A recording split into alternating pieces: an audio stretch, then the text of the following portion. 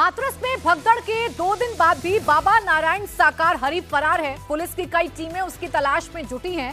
इस बीच बाबा के सत्संग के नए नए वीडियो सामने आ रहे हैं। नए वीडियो में बाबा की महिला सेना भी नजर आ रही है। सेना की वर्दी पहने, हाथों में डंडे लिए ये महिलाएं सुरक्षा में तैनात नजर आ रही हैं, क्योंकि बाबा के अनुयायियों में महिलाओं की संख्या ज्यादा है और इन्हीं महिलाओं के लिए आप देखिए कैसे महिला सेना की तैनाती की गई है। बाकायदा सेना की वर्दी इनको पहनाई गई है, हाथों में डंडे हैं। भीड़ को कंट्रोल करने के लिए इन महिलाओं की जो भर्ती है वो की जाती है, इन सेवादारों के लिए भर्ती की जाती है। बाबा की अपनी पर्सनल सिक्योरिटी है और इस पर्सनल सिक्योरिटी में महिलाओं को भी भर्ती किया जाता है, महिलाओं की भी तैनाती की जाती है। ये तो कम से कम तस्वीरों को देखकर अंदाजा लगाया जा सकता है। अब जैसे जैसे एक एक वीडियो सामने आ रहा है, जैसे जैसे कथावाचक पर जांच तेज होती जा रही है, वैसे वैसे बाबा की इस तिलिस्मी दुनिया के कई ऐसे रहस्य हैं जो एक एक करके सामने आ रहे हैं, एक एक करके खुल रहे हैं। सबसे बड़ी बात यह है कि कथावाचक के सत्संग के दौरान फोन से वीडियो बनाना पूरी तरीके से मना था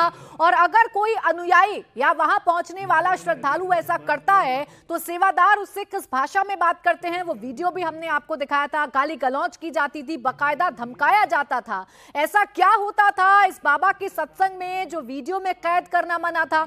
आश्रम में ऐसा क्या होता था जो वीडियो में कैद करना मना था? और सवाल यह भी है कि बाबा ये जो भर्तियां किया करता था, महिला सेना की भर्ती है, महिलाएं तैनात नजर आ रही हैं सिक्योरिटी में, ये आखिर किस आधार पर की जाती थी? ये जो पूरी दुनिया बसा रखी है नारायण हरि साकार ने, ये दुनिया आखिरकार कैसे बसाई गई और अभी तक इस पर किसी की नजर क्यों नहीं पड़ी? ये भी तमाम सवाल हैं जो इस घटना के बाद खड़े हो रहे हैं।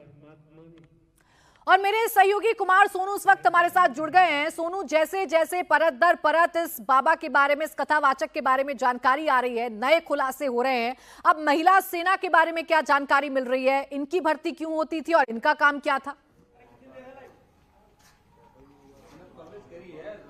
देखिए, हमारी यहाँ पर काम करने वाले लोगों से बात हुई, जो नारायण सेना के सदस्य हैं, उनसे हमारी बात हुई। तो उनका ये कहना था कि बेसिकली जो सत्संग में भीड़ आती थी महिला और पुरुषों की, तो उनको मैनेज करने के लिए, पूरी सत्संग की व्यवस्था देखने के लिए ये पूरी नारायणी सेना बनाई गई थी, जिसमें महिलाएं भी होती थी और पुरुष भी होते थे।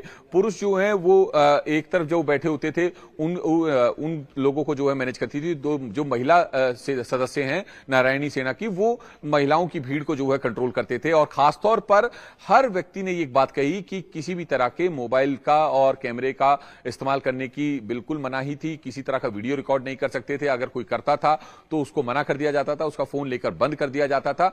तो ये जो है पूरी तरीके से यहां पर नियम थे। और मैं आपको तस्वीरें भी दिखाऊं तो ये आप ये ग्राउंड देख रही हैं यहां पे प्राची, तो आप इस ग्राउंड में भी आप ये चबूतरा देखेंगे। तो जब भी बाबा अपने आश्रम मैनपुरी में आता था तो इस चबूतरे के ऊपर ही जो है बैठता था और यहीं से पूरा प्रवचन देता था। और इस पूरे ग्राउंड में जो है पूरी जो भीड़ है बाबा के चाहने वालों की, बाबा के समर्थकों की, वो होती थी। तकरीबन 21 बीघा में ये पूरा आश्रम फैला हुआ है और करोड़ों रुपए की इसकी कीमत है।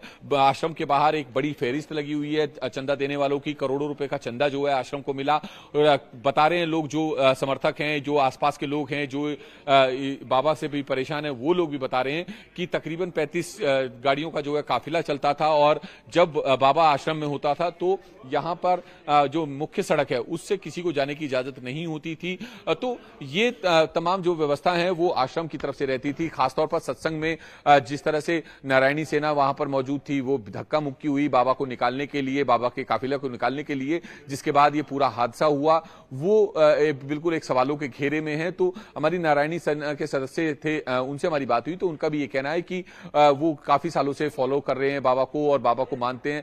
और सबसे बड़ी बात है कि अंधभक्ति इतनी है कि आश्रम के बाहर लोग जो है दंडवत प्रणाम कर रहे हैं आश्रम को देखकर, और बाबा की तस्वीर जहां दिख जाती है वहीं पर जो है नतमस्तक हो जाते हैं। तो ये एक अंधभक्ति है जो लोगों में फैली हुई है, बाबा ने फैलाई हुई है और उनकी आस्था के नाम पर उन्हें अपने विश्वास में लिया हुआ है। और देखिए सोनू, अब ये कहा जा सकता है कि ना सिर्फ इस हादसे के पीछे के किरदारों का खुलासा होगा, बल्कि इन चार दीवारियों के पीछे क्या हुआ करता था, कैसे बाबा चमत्कार किया करता था और कैसे अंधविश्वास के जाल में भोले भाले मासूम लोगों को फंसाया करता था। इन तमाम बातों का खुलासा भी अब धीरे धीरे होकर शुरू हो जाएगा।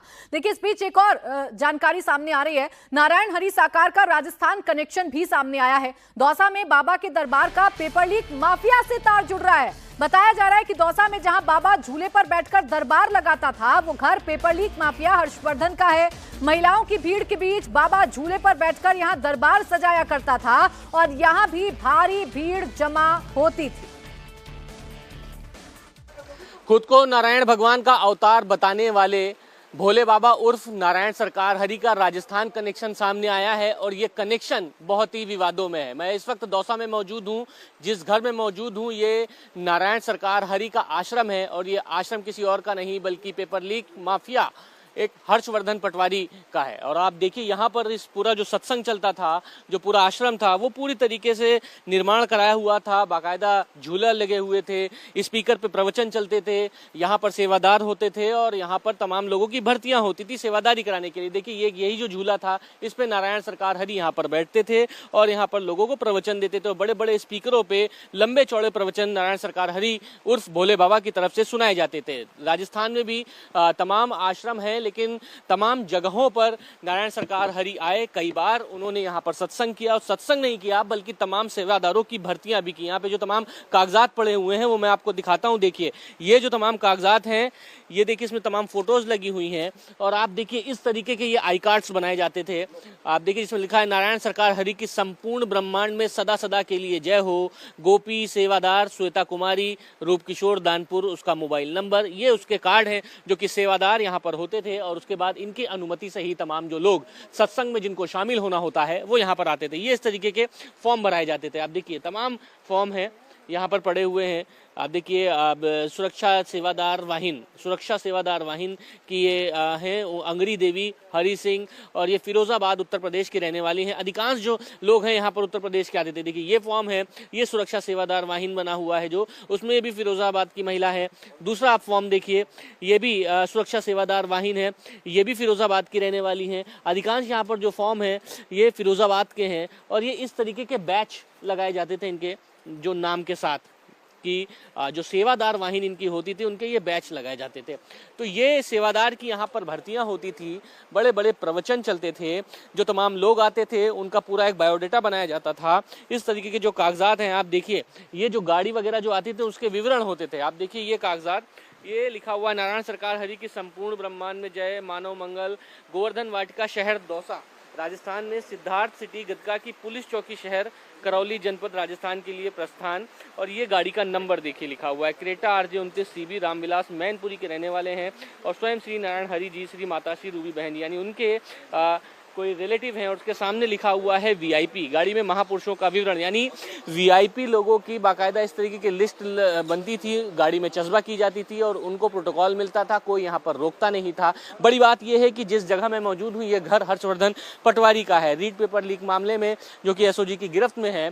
और ये किस तरीके से आप देखिए यहाँ पर सत्संग चलता था, यहाँ पर पूरी तरीके से सजावट की गई है, झूला लगा हुआ है, सामने बड़े बड़े होल्डिंग्स लगे रहते हैं, बड़े बड़े स्पीकर्स हैं और ये पूरा घर है। आप यहाँ पर पूरी तैयारी की गई थी कि जब कभी भी सेवादार या जो तमाम लोग आए उनकी सत्संग हो। आगे आप देखिए किस तरीके से यहाँ पर सजावट हो रखी है और ये पूरा जो एक घर बना हुआ है उसमें ये पूरा सत्संग चलता था। 4 महीने पहले फरवरी 2024 में जब JEN भर्ती परीक्षा 2020 के पेपर लीक आरोपी हर्षवर्धन पटवारी को SOG ने पकड़ा तो नारायण हरि का ये दरबार सुर्खियों में आया था कि जहां बाबा नारायण हरि ने अपना अस्थायी डेरा बना रखा है वो मकान हर्षवर्धन का ही था। इसी दरबार की आड़ में पेपर लीक का भी रैकेट चलता था। अब आप समझिए इस बाबा का कनेक्शन किस तरीके से विवादित लोगों से है। जिस जगह पर पेपर लीक का पूरा एक मास्टरमाइंड यहाँ पर एक रैकेट चलता था, उस जगह बाबा का आश्रम चलता था, उस जगह ये बाबा झूले पे बैठकर लोगों को प्रवचन देता था, उस जगह ये बाबा